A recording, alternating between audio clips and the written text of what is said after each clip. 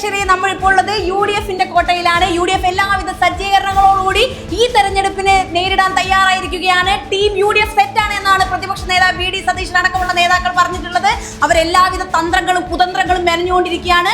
പിണറായി സർക്കാരിന്റെ 3ാം തവണ അധികാരത്തിലേറാൻ കേരളത്തിൽ അനുവാദം കൊടുക്കില്ല എന്നാണ് UDF-ന്റെ പ്രഖ്യാപനം. എന്തൊക്കെയാണ് അവിടെ നടക്കുന്നത്, എന്താണ് അവരുടെ പ്രിപ്പറേഷൻ എന്ന് നമുക്ക് കൃത്യമായിട്ട് വിലയിരുത്തേണ്ടതുണ്ട്. നമുക്ക് നോക്കാവുന്നതാണ്.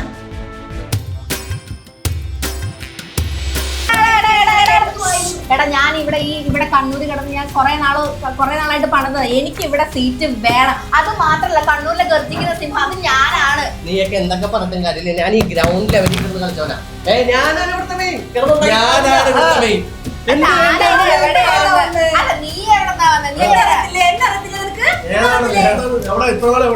ഞാൻ കേരളത്തിലില്ലാന്നുള്ളൂ, ഞാൻ കേന്ദ്രത്തിലായിരുന്നു.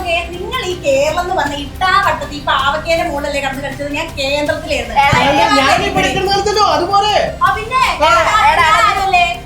ഞാനൊരു കാര്യം പറയാം, എനിക്ക് ഇത്തവണ മത്സരിക്കാൻ സീറ്റ് തന്നില്ലെങ്കിൽ പോകുന്നില്ല.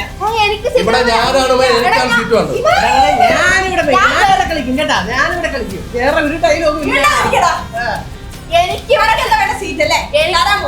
എനിക്കിവിടെ സീറ്റ് തന്നില്ല. കണ്ണൂരിൽ ഞാൻ സ്വതന്ത്രമായിട്ട് മത്സരിക്കും. കണ്ടോ?